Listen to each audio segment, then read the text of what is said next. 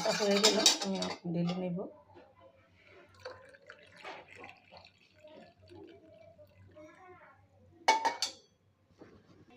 এগুলো আমার ডিম আর রুটি দিয়ে সকালবেলার নাস্তা তৈরি করে।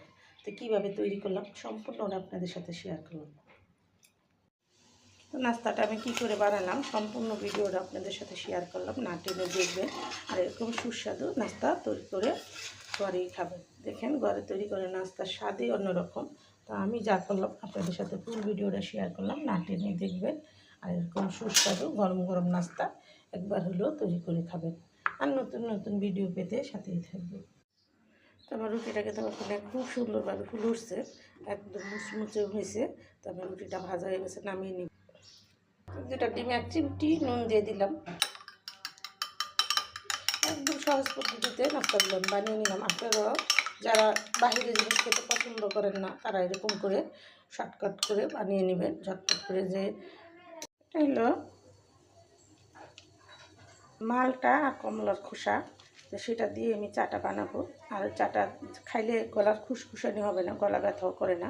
আর চাটা খেতে কিন্তু অসাধারণ স্বাদ, আর গ্রানটাও খুব ভালো লাগে। মালটা কমলার একটা গ্রান আসে।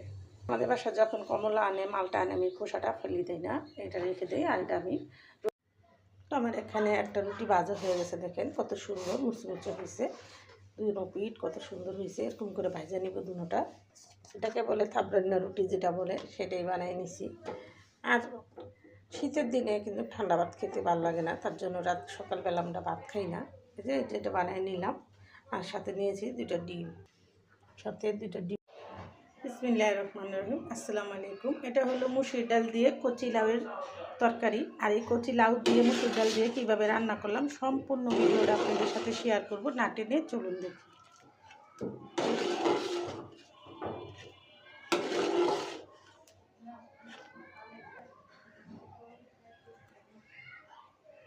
তিনি কি ভালোবাসা দেখেন, কান দিলে ঘুরতেছে। এরকম তো সবার দাদা দাদিরা এরকম আদর করে নাতি নাত করকে না, কত সুন্দর দেখেন।